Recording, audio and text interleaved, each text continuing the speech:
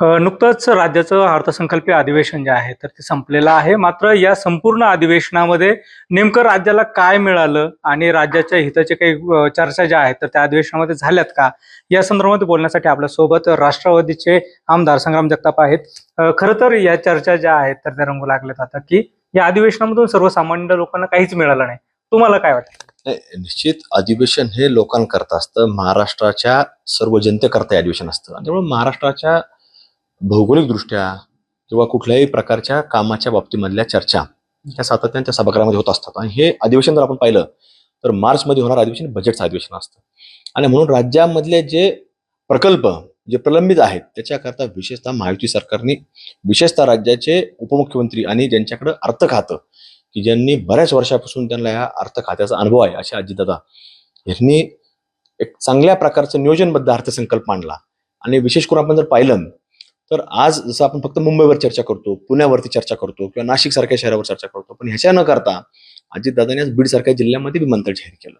अजितदादांनी संगमेश्वरचं स्मारक, जिथं छत्रपती संभाजी महाराजांचा एक फार मोठा इतिहास आहे, ते स्मारक जाहीर केलं. आणि त्याचबरोबर या अगदी छोट्या मोठ्या गावापर्यंत, वाडी वस्तीपर्यंत जाण्याकरता जे रस्ते नाहीयेत तिथं सगळे रस्ते म्हणजे नियोजन दादांनी केलं, जाहीर केलं की सगळे रस्ते कॉन्क्रीटचे केले जातील. त्यामुळे हे महाराष्ट्राच्या हिताकरता आहे, महाराष्ट्राच्या जनतेच्या हिताकरता आहे. आणि आपण जर पाहिलं तर विशेष करून आज जो कृषी क्षेत्राचा दर आहे हा जवळपास 8.7% वाढलेला आहे. पण हा महाराष्ट्र कुठेतरी प्रगती दिशेने चाललेला आहे. त्याच प्रकारे आपण जर पाहिलं तर लाडक्या बहिणी योजनेकरता एक मोठी तरतूद करण्यात आली आहे. असे वेगवेगळे विषय या राज्याच्या अर्थसंकल्पीय अधिवेशनामध्ये पार पडलेले आहेत. आणि फार दीर्घकाळ म्हणजे अधिवेशन कुठेही घाई गडबड न करता, कुठेही त्याला म्हणजे कुठेतरी जसं काही विरोधक बोलत असतात गुंडळून घेतलं, तर हे न गुंडाळता म्हणजे तसं पाहायला गेलं तर 21-22 तारखेला समारोप अधिवेशनाचा व्हायला पाहिजे होता. पण हे अधिवेशन आजपर्यंत चालवलं, म्हणजे एक आठवडा पुन्हा ते वाढवण्यात आलं. पण हे कुठेही त्याला चर्चेला कुठे थांबत नाही. विरोधकांना किती वेळ चर्चा करायचं, रात्री 11 वाजल्यापर्यंत राज्याचे उपमुख्यमंत्री अजितदादा स्वतः सभागृहात बसलेले आहे. त्यामुळे हे सगळं त्या दृष्टिकोनातून सुरू आहे. मात्र अधिवेशन सुरू असताना वादाचे मुद्दे जे आहेत त्यावरतीच बराच काळ जो आहे तर तो विरोधकाचा किंवा सत्ताधाऱ्यांचा जातो. मग तो औरंगजेबाचा मुद्दा असेल किंवा इतर मुद्दे असतील, वेळ वाया जातो असं वाटतं. नाही, वेळ वाया जातो हे निश्चित आहे. पण हे महाराष्ट्राला हे समजायला पाहिजे, हे मुद्दे महत्वाचे देखील असतात. काही लोक त्याच्यावरती बोलतात. जर औरंगजेबाचा विषय जर समोरच्या लोकांनी काढला नसता, ते कुठल्या विचाराचे लोक आहेत, कोणत्या माणसाने काढला, हा त्यांच्या मांडीला मांडी लावून बसणारच माणूस होता जो सभागृहात बोलला. ज्याने औरंग्याचं ज्या व्यक्तीने कौतुक केलं तो ह्याच लोकांच्या मांडीला मांडी लावून बसतो ना. मग त्यांनी सांगायला पाहिजे होतं, बाबा तू बोलू नको, औरंग्याचं या सभागृहामध्ये कुठेही भाष्य करता कामा नये, औरंग्याचं नाव सुद्धा घेऊ नको.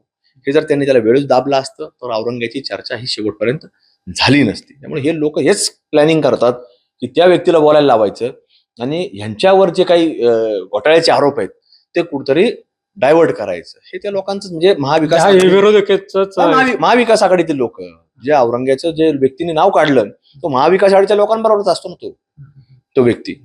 त्यामुळे त्याच्यावरती कारवाई केलेली आहे की जो व्यक्ती सभागृहात बोलला त्याच्यावर कारवाई देखील केली आहे. बेरोजगारीचा मुद्दा असेल, इतर जे मुद्दे आहेत तरुणांचे, हे मुद्दे येताना दिसत नाही. बेरोजगारीच्या बाबतीमध्ये जसं आता दावोसला मुख्यमंत्री महोदय जाऊन आले, मुख्यमंत्र्यांनी जवळपास 16 लाख लोकांना नोकऱ्या मिळणार आहेत अशा प्रकारचे करार हे काही कंपन्यांशी केले आहेत.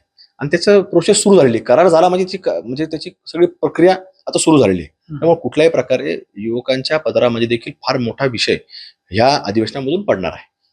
नक्कीच. हे होते आमदार संग्राम जगताप, ज्यांनी सांगितलंय की केवळ या अधिवेशनामध्ये वेगवेगळ्या चर्चा ज्या आहेत तर त्या झालेल्या नाहीत, तर राज्याच्या महत्वाचे ज्या मुद्दे आहेत तर ते देखील या अधिवेशनामध्ये चर्चेमध्ये घेतले गेलेत असा दावा जो आहे तर तो आमदार संग्राम जगताप यांनी केलेला आहे. कॅमेरा पर्सन प्रसाद सह सुनील भोंगळे, एबीपी माझा, अहिल्यानगर. एबीपी माझा, उघडा डोळे बघा नीट.